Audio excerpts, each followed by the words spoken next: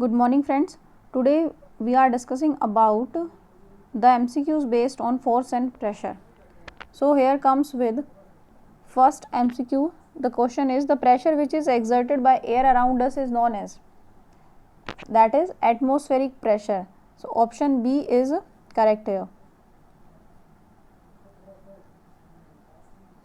The force acting on per unit area is called, that is called pressure. Per unit area पर जो भी force लगता है वो क्या कहलाता है? Pressure. A dash exerted by an object on other is a force. किसी भी ऑब्जेक्ट पे जो चीज़ हो रही है, जो फोर्स एक्सर्ट करेगी, that is push and pull. Push and pull exert by an object on another is a force. The force exerted by the earth to pull the object towards itself. अगर earth force लगाती है किसी भी object को अपनी तरफ खींचने के लिए, that is gravitational force. Muscular force is also called dash force.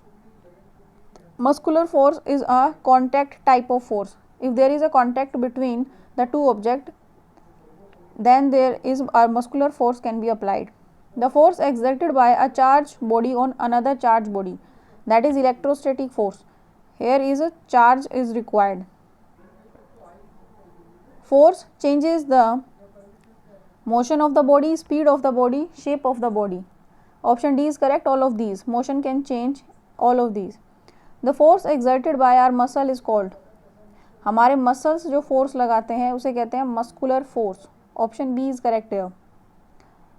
A kilogram weight is equal to 1 kilogram weight जो है, अगर हम ग्रेविटी की बात करें यहाँ पे, तो 9.8 न्यूटन फोर्स लगाता है 1 किलोग्राम वेट.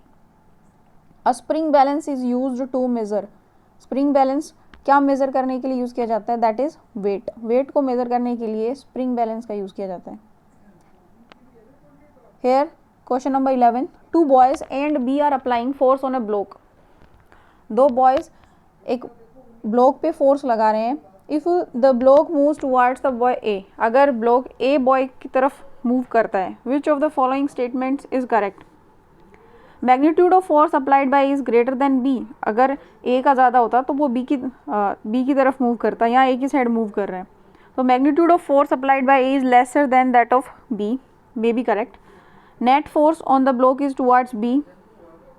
ये हमें कैसे पता चलेगा? हमें मैग्नीट्यूड दिया नहीं हुआ है अभी.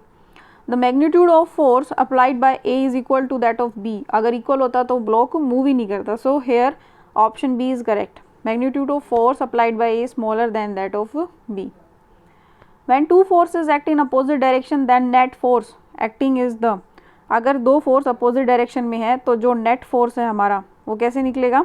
डिफरेंस बिटवीन टू फोर्सेस, उनका डिफरेंस कर दो. अगर सेम डायरेक्शन में है then forces must be added, उनको ऐड किया जाएगा.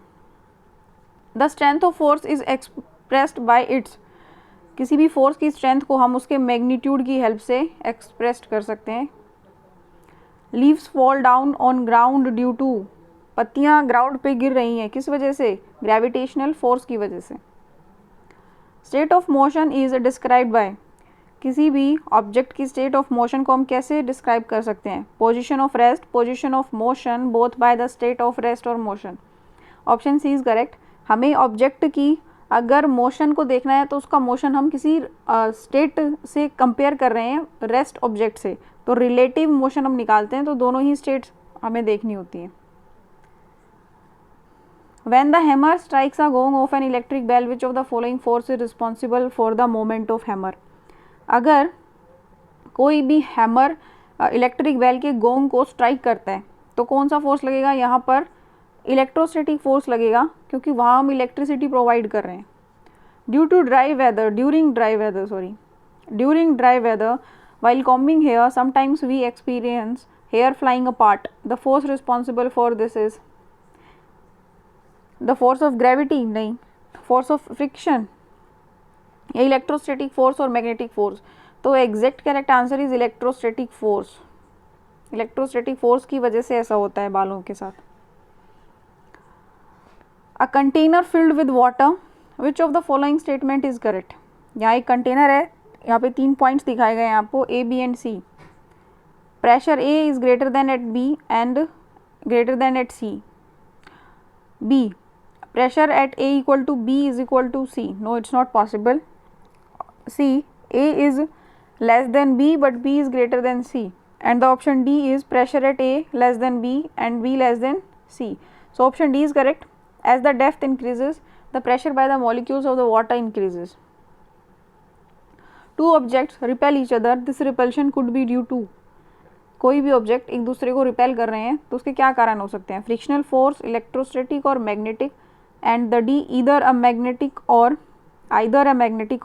an electrostatic force.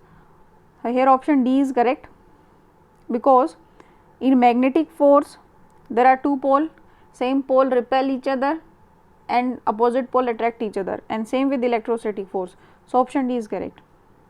Which of the following force is a contact force? Force of gravity, magnetic, force of friction or electrostatic? Very clear, force of friction. Force of friction needs contact between the two objects. A brick is kept in different way as shown in figure. The pressure exerted by brick on the table will be A, maximum in position A, maximum in position C and maximum in position B, equals in all cases. So as we know, pressure is inversely proportional to area. So option, according to this option, A is correct. Maximum in position A. A का area सबसे कम है. A push or pull of an object is called force. If two forces act in opposite direction on an object, net force. Repeated question, difference between the two forces. Which of the following is proper examples to explain the force that on an object may change its shape? A ball of dough rolled into chapati, pressing a rubber ball kept on a table, making model using clay, all of the above. A ball rolling on the ground slows down and finally stops. This is because friction. So that's all for now. I hope this help you out.